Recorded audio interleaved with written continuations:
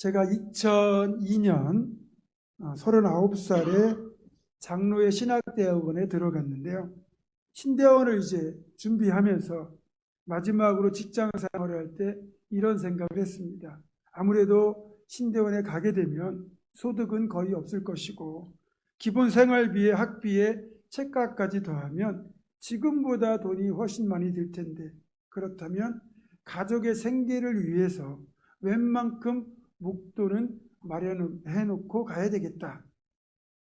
그래서 제 딴에는 투자를 해서 잘해서 이제 몇 억 정도는 만들어서 생계 걱정 없이 공부도 하고 가족들도 힘들지 않게 해야 되겠다. 그렇게 생각했고요. 그래서 벤처기업이라든지 이런저런 곳에 나름대로는 좀 분산 투자를 했습니다. 그런데 어디 내 마음대로 됩니까? 오히려 일이 묘하게 꼬이면서 벤처기업에 투자한 걸 포함하여 개인적으로 빌려준 돈까지 회수하지 못하게 되었고, 제 잘못은 아니지만 제가 지점의 책임자라는 이유 때문에 꽤 큰 돈을 물어주기까지 하면서 그나마 가지고 있던 돈마저 다 사라지고 말았습니다. 결국 하나님의 도우심이 없이는 공부도 목회도 생활도 하기 어려운 처지가 되고 말았습니다.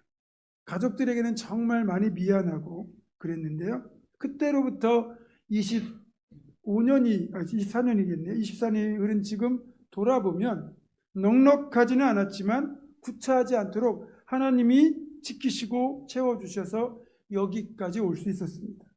저에게 이런 개인적인 경험이 있기 때문에 오늘 본문에 등장하는 사건이 저는 남다르게 다가옵니다. 일단 이 사건을 간략하게 한번 설명해 보도록 하겠습니다. 엘리야 선지자가 세운 학교였을 것 같아요. 어쨌든 엘리사 선지자가 지금 대표로 있는 이 선지자 학교의 제자 중에 한 사람이 그만 죽고 말았습니다.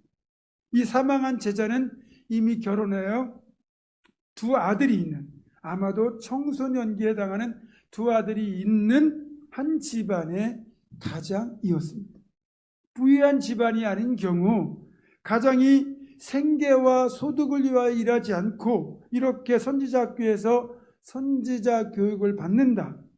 그렇게 한다면 아무래도 경제적으로는 어려움을 당할 수밖에 없습니다. 어쩔 수 없이 공부하는 동안 자신의 밭이나 땅을 저당 잡히고 돈을 빌려 쓰게 되는데, 이 상황이 개선되지 않으면 결국은 빚만 늘어서 부채의 규모가 감당할 수 없을 정도로 늘어날 것이고, 결국은 그렇게 이제 빚으로 빚을 갚는 상황까지 올 겁니다. 그렇게 빚만 잔뜩 남겨둔 상태에서 지금 이 가장 선지자의 제자가 죽고 말았습니다. 사망의 원인은 모르겠습니다. 하지만 당시의 가장의 죽음은 곧 그 가정의 몰락을 의미합니다. 실제로 남겨진 가족들, 아내와 아들들은 빚을 갚을 능력이 전혀 없었습니다.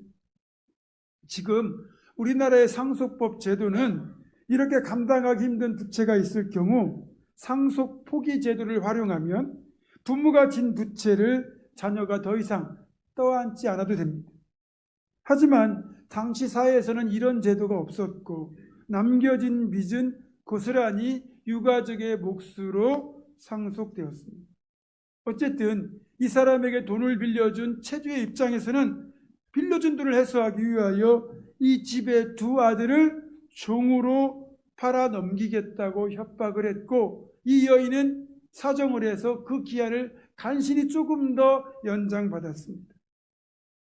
어쨌든 이 채권자를 뭐라고 할 수 없는 것이, 그 당시에는 빚을 갚지 못하면 그 채무자의 집의 사람들을 그렇게 종으로 팔아서 조금이라도 돈을 회수하는 게 합법적인 권리였습니다.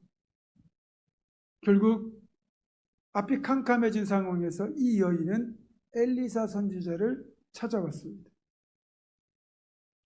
이게 간략하게 말씀드린 사건의 이제 발단인데요.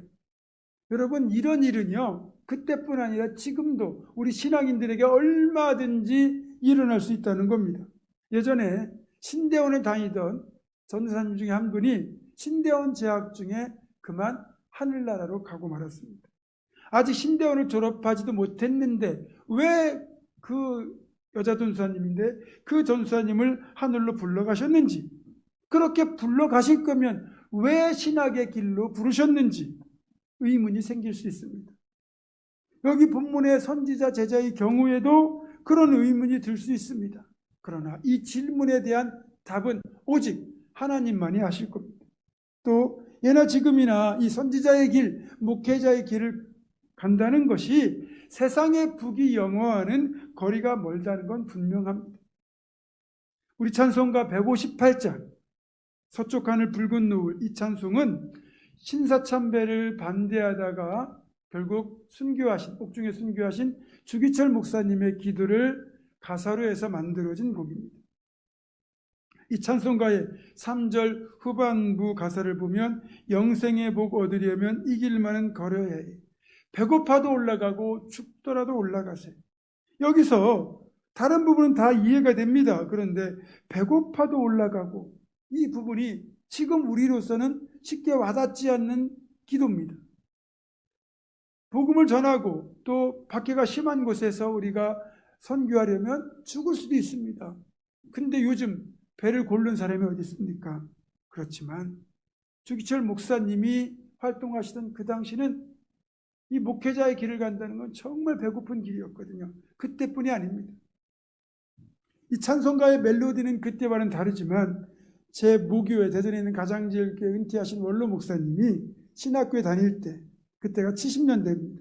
70년대 초반인데, 이때도 아직은 배고픔이 해결되지 않았던 시절이라 신학교 기숙사에서 먹을 것조차 없어가지고 배가 고플 때면 이 찬송가를 부르며 눈물로 기도했다고 합니다. 배고파도 올라가고 죽더라도 올라가세. 정말 이 가사를 눈물로 부르며 기도했을 정도로 그렇게 목회자의 길이 배고픈 길이었습니다. 지금은 우리가 금식 기도하느라, 다이어트 하느라 배가 고플 수는 있지만 양식이 없어서 배고픈 일은 없잖아요. 그러나 어쨌든 분명한 것은 선지자의 길이나 목회자의 길, 이 길이 결코 부귀영화는 멀 수밖에 없는 길이라는 거죠. 어쨌든 앞이 캄캄한 그 절망적인 상황에서 이 여인이 엘리사 선지자를 찾아온 거예요. 그런데 이것이 지금 이 상황에서 이 여인이 할 수 있는 선택 중에 최고의 선택이 된 겁니다. 친척을 찾아갈 수도 있고 지인을 찾아갈 수도 있고 이웃에게 부탁할 수도 있겠지만 어쨌든 지금 그 모든 선택할 수 있는 여러 가지 선택지 중에서 엘리사 선지자를 찾아온 건 정말로 최고로 잘한 선택이다, 이렇게 말할 수 있어요. 왜냐하면 엘리사 선지자는 곧 하나님의 사람이기 때문에 이것은 문제가 생겼을 때 앞이 캄캄한 그 상황에서 엘리야를 찾았다는 그 자체가 곧 하나님을 찾았다는 것, 즉 기도의 자리에 엎드렸다고 해석할 수 있기 때문입니다. 그래서 이 여인처럼 우리에게 문제가 생겼을 때 하나님을 찾는 것이 최고의 방법이다, 이걸 기억하셔야 됩니다. 마태복음 7장 7절에서 우리 주님은 구하라 그리하면 너에게 주실 것이요, 찾으라 그리하면 너에게 찾아낼 것이요, 문을 두드리라 그리하면 너에게 열릴 것이니, 이렇게 말씀하셨어요. 또 마태복음 11장 12절에서도 천국은 침노하는 자의 것이며 침노하는 자는 빼앗는다, 분명히 말씀하셨습니다. 한마디로 천국은, 즉 응답은 믿고 구하는 자에게 주시는 것이라는 거예요. 여러분들이 그 자연과 관련된 다큐멘터리를 보시면 그 새나 짐승들이 새끼를 여러 마리 낳잖아요. 그런데 부모가 먹이를 사냥해 오면 더 달라고 보채는 놈이요, 한 입이라도 더 먹습니다. 그래서 더 튼실하게 자랍니다. 그리고 나중에 더 강하게 생존합니다. 우리가 어떤 문제가 생겼을 때 하나님께 믿음으로 구하셔야 돼요. 물론 정력으로 쓰려고 잘못 구하는 것이라면 아무리 많이 구한다 할지라도 응답되지 않겠지만, 적어도 우리가 그 복을 받을 만한 믿음의 그릇이 됨에도 불구하고 구하지 않아서 그 복을 받지 못한다면 그건 직무유기입니다. 내가 받을 복이 다 예비되어 있는데 구하지 않아서 못 받는다, 그건 내 잘못이잖아요. 다시 말씀드립니다. 사랑하는 여러분, 뜻하지 않은 어려움을 만나 앞이 캄캄할 때, 어떤 문제든지 간에 엉뚱한 데서 해답 찾지 말고 주변 사람 찾아가지 말고 목회자에게 기도를 요청하고 함께 기도의 자리로 나아가시기를 바랍니다. 그럴 때 해결책이 보이는 겁니다. 우리가 어려움을 만났을 때 하나님의 사람 앞에, 다시 말하면 하나님 앞에 나오는 것이 가장 분명하고도 빠른 해결책입니다. 인간의 방법으로 해결할 수 없는 문제를 해결할 수 있는 분은 오직 하나님 한 분밖에 없습니다. 하나님은 문제를 들고 하나님을 찾아오는 자를 결코 외면하지 않으십니다. 어려움이 있을 때, 문제가 생겼을 때 하나님을 찾아가 기도로 간구하시기를 주님의 이름으로 축원합니다. 또한 이 장면에서 우리는 선지자 공동체를 찾아온 이 여인의 하소연을 외면하지 않는 걸 보면서 오늘날 교회 공동체가 이런 역할을 감당해야 된다는 것, 즉 어려움을 당한 자들을 돌보아야 될 책임이 우리에게도 있다는 사실을 깨닫게 됩니다. 어려움을 당한 이에게 그저 기도하십시오 라고만 말한다면 이것은 교회 공동체의 바른 태도가 아니라는 겁니다. 교회가 돌보아야 할 상황이라면 외면하지 않고 돌볼 수 있는 방법을 찾아서 도와주고, 그리고 함께 그 문제를 놓고 기도할 때 진짜 공동체라고 할 수 있는 겁니다. 감사하게도 엘리사 선지자와 이 공동체는 이 여인의 호소를 외면하지 않았습니다. 딱한 사정을 듣고 이제 이렇게 묻습니다. 혹시 그대의 집에 무엇이 남아있느냐? 무엇이 남아있느냐? 네, 저의 집에는 기름 한 병 외에는 아무것도 없습니다. 그것으로 충분합니다. 이제 이웃들에게 가서 그릇을 빌리십시오. 그런데 조금 빌리지 말고 빌릴 수 있는 만큼 많이 빌리십시오. 그것을 다 빌리면 방문을 닫고 아들들과 함께 빌린 그릇에 기름을 부어서 차는 대로 옮겨 놓으십시오. 자, 이 여인의 딱한 사정을 듣고 엘리사 선지자, 즉 우리 하나님은 분명한 해결책을 제시했습니다. 어찌 보면 말도 안 되는 해결책처럼 보이지만 이 말을 믿고 받아들이는 이 여부는 여인에게 달린 겁니다. 엘리사의 말, 즉 하나님의 말씀대로 이루어질 것을 믿지 않으면 순종하기 힘든 일이에요. 결국 엘리사를 통하여 하나님은 말씀하셨고 이제는 여인과 아들들이 어떻게 이 말씀을 대할 것인가 하는 것만 남은 거예요.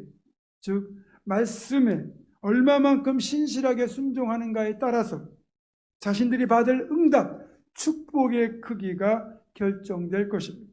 오늘 본문의 사례에서 우리는 어떻게 문제가 해결되고 그것이 어떻게 축복으로 바뀌는지, 그 축복의 비결, 축복의 원칙을 발견할 수 있습니다. 이 축복의 원칙 첫 번째는 믿음의 순종이 축복의 비결이라는 거예요. 지금 엘리사 선지자가 이 가정에 하나님의 축복을 빌어줄 때 이 가정이 반드시 행해야 될 한 가지를 지시합니다. 그건 이웃들에게 그릇을 빌리되 조금 빌리지 말고 많이 빌리고, 빌린 뒤에는 방문을 닫고 빌린 그릇에 기름을 부어서 기름이 차는 대로 옮겨 놓으라는 거잖아요.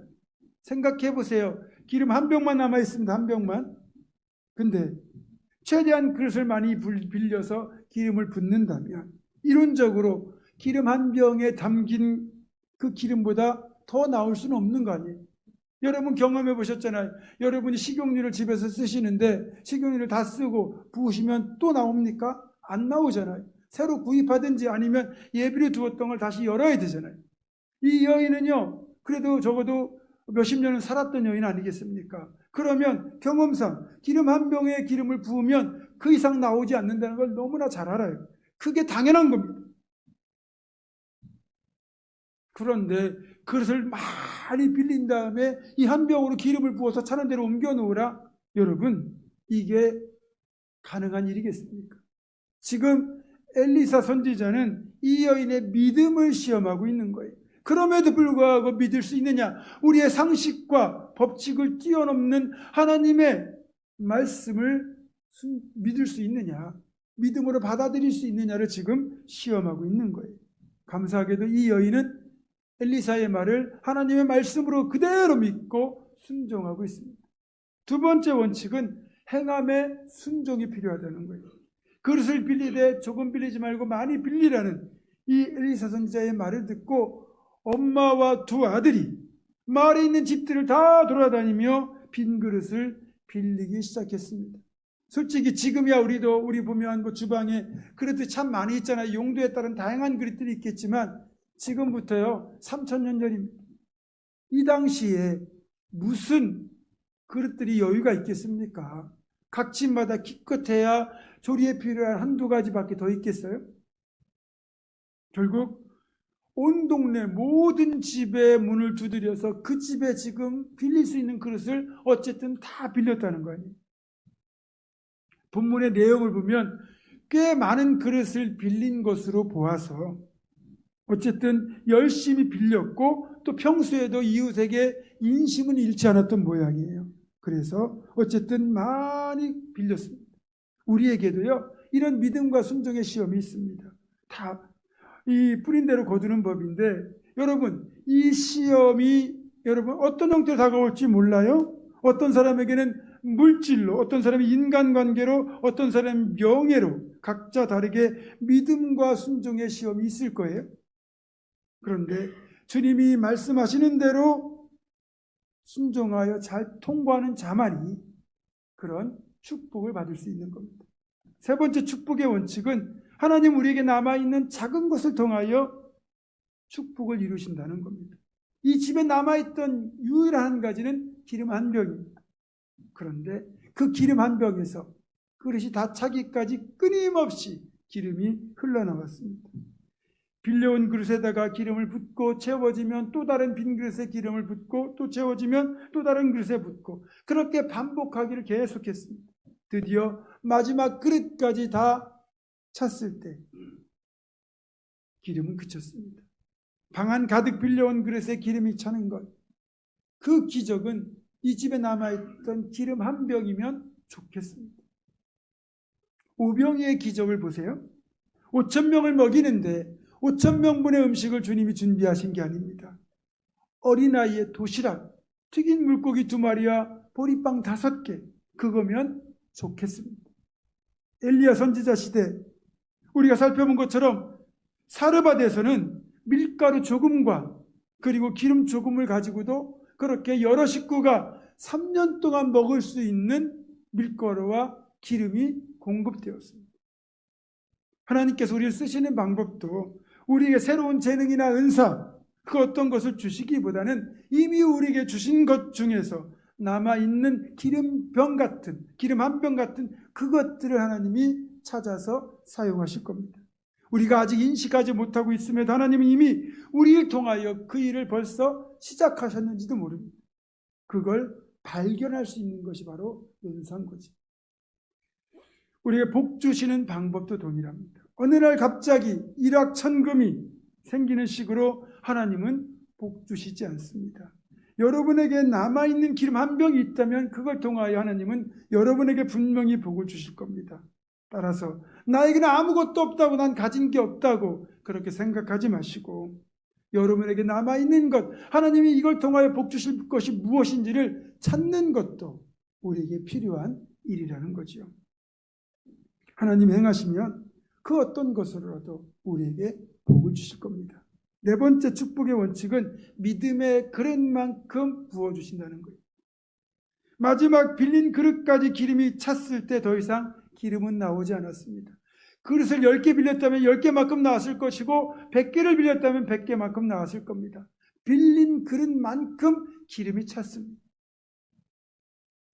따라서 우리가 하나님으로부터 크게 쓰임받고 크게 축복을 받으려면 우리 이 그릇의 크기, 믿음의 그릇의 크기를 키우는 게 필요합니다. 시편 81편 10절에서 하나님은 이렇게 말씀하십니다. 나는 너를 애굽 땅에서 인도하여 낸 여호와 내 하나님이니 내 입을 크게 열라 내가 채우리라. 우리가 축복의 입을 크게 열면 하나님이 채우신다는 거예요. 우리가 믿음으로 입을 넓게 열 필요가 여기에 있는 겁니다. 다섯 번째 축복의 원칙은 축복의 과정에서 행함으로 순종하는 것은 우리의 몫이고 여기에 기적으로 응답하시는 건 하나님의 역할이라는 겁니다.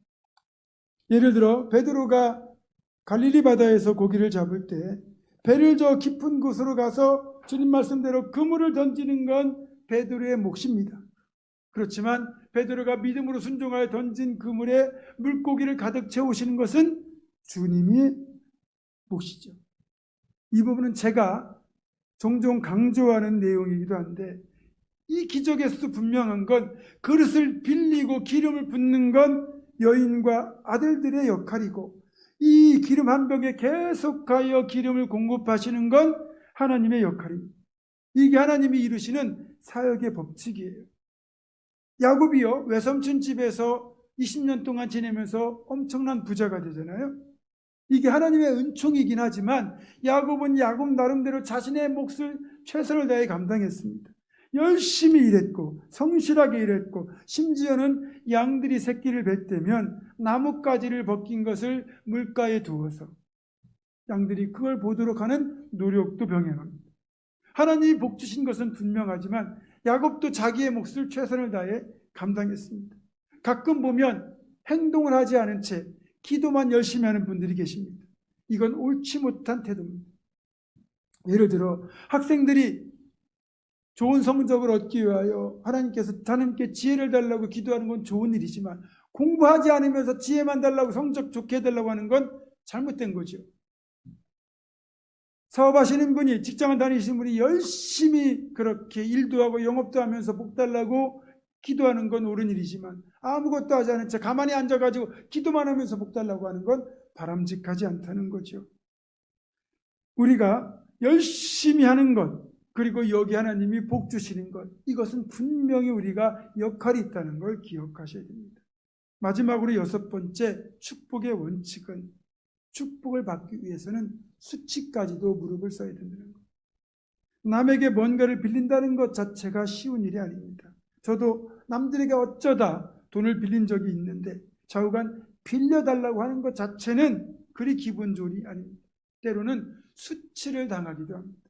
그 중에서도 가난한 사람들이 다른 집에 가서 뭔가를 빌린다는 것, 정말로 자존심이 상한 거죠. 어떤 집은 기꺼이 빈 그릇을 내어주는 집도 있겠지만, 어떤 집은 짜증만 내고 빌려주지 않는 집도 있을 겁니다. 또 어떤 집은 빌려주긴 하되 별 잔소리 다 하면서 생색을 낼 그런 집도 있지 않겠어요? 그러다 보니 그릇을 빌리면서 때로는 모멸감도 느낄 수 있고, 내가 미친 짓 하는 거 아닌가 라는 생각이 들 수도 있습니다. 그렇지만 중요한 건 그릇을 빌리지 않으면 문제는 해결되지 않습니다. 자존심이 상하고 수치를 당하더라도 무슨 일이 있어도 그릇을 빌려야만 합니다. 그런데 이 여인과 아들들이 수치를 무릅쓰면 무릅쓸수록, 그래서 그릇을 더 많이 빌리면 빌릴수록 그렇게 빌린 그릇만큼 더 많이 기름이 차게 될 것 아니겠습니까? 그러니까 수치를 무릅써서라도 그릇을 빌리는 수고를 해야죠. 또한 빌리는 일 자체도 번거롭고 수고스러운 일입니다. 수치도 수치지만 이 뜨거운 대낮에 집집마다 돌아다니면서 무거운 그릇을 빌리는 게 꽤 힘든 노동일 수도 있습니다. 그런데요, 고난 없이, 수치 없이, 수고 없이 열매만, 축복만 누리려고 하는 건 전혀 성경적이 아닙니다. 그게 바로 기복신앙입니다. 우리가 하나님의 나라를 위하여 기꺼이 수치를 무릅쓸 때 진정한 의미의 축복이 임하는 겁니다. 이제 선지자 제자의 아내로부터 빌린 그릇에 기름이 가득 찼다는 말을 들은 엘리사 선지자는 여인에게 이렇게 말합니다. 애쓰셨습니다. 가서 기름을 발라서 빚을 갚고 남은 것으로 그대와 두 아들의 생활비로 사용하십시오. 아마도 이 기름의 양이 상당해서 빚 다 갚고 그리고 당분간은 걱정 없이 생활할 정도의 넉넉한 기름이었던 것 같아요. 그 정도의 금액이 되는 양이 채워진 것입니다. 말씀을 맺습니다.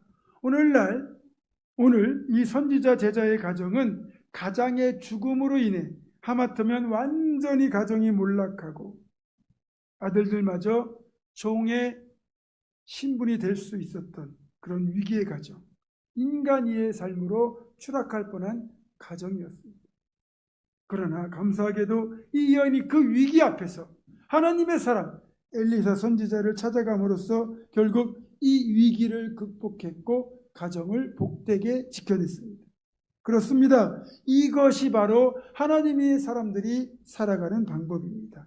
우리가 어려움을 만났을 때, 문제가 생겼을 때, 고난이 닥칠 때 여인처럼 하나님을 찾고 믿음으로 순종해야 됩니다. 그래서 반드시 복된 응답을 받는 기적의 주인공이 될 수 있기를 주님의 이름으로 축원합니다. 기도하겠습니다. 고마우신 하나님, 우리의 힘을 해결할 수 없는 고난이 닥칠 때, 문제가 발생했을 때 세상의 방식이 아닌 하나님께 나아가서 기도로 문제를 아뢰고 하나님의 손길로 치유되고 해결되는 복된 은혜를 누리게 하여 주시옵소서. 우리 주 예수 그리스도의 이름으로 기도드립니다. 아멘.